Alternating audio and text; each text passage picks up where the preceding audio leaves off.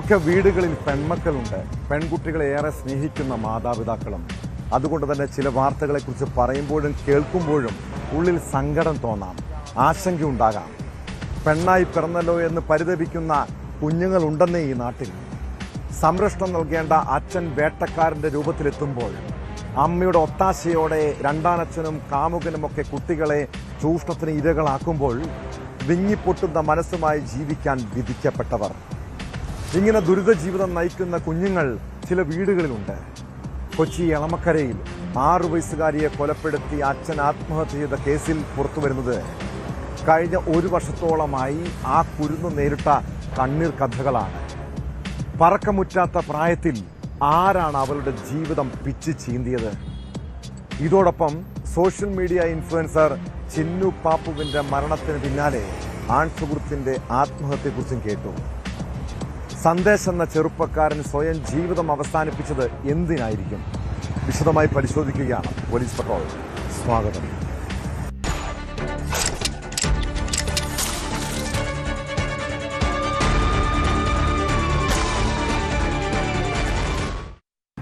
കുടുംബ ജീവിതത്തിനൊരു പ്രത്യേക സൗന്ദര്യമുണ്ടല്ലേ?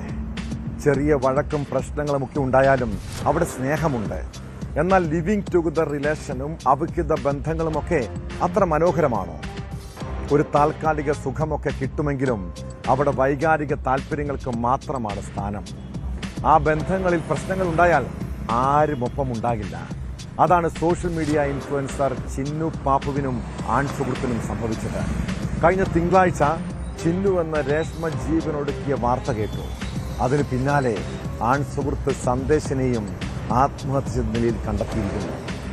ഭർത്താവുമായി വേർപിരിഞ്ഞ് കഴിഞ്ഞിരുന്ന രേഷ്മയും കാമുകൻ സന്ദേശും ഒരുമിച്ചായിരുന്നു താമസം.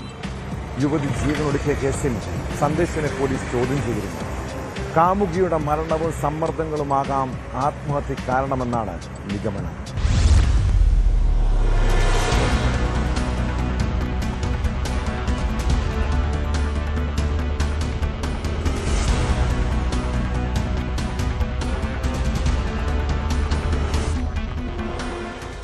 Social media influencer Chinnu Pappu എന്ന രേഷ്മയുടെ മരണം സംബന്ധിച്ച പോലീസ് അന്വേഷണം ഊർജിതമാക്കിയതിന് പിന്നാലെ ആൺസുഹൃത്ത് സന്ദേശിനെ കിടപ്പുമുറിയിൽ തൂങ്ങിമരിച്ച നിലയിൽ കണ്ടെത്തി. കൂട്ലു മന്നിപ്പാടിയിലെ വീട്ടിൽ കിടപ്പുമുറിയിൽ ഞായറാഴ്ച ഉച്ചയ്ക്ക് 2:30 മണിയോടെയാണ് മൃതദേഹം കണ്ടത്.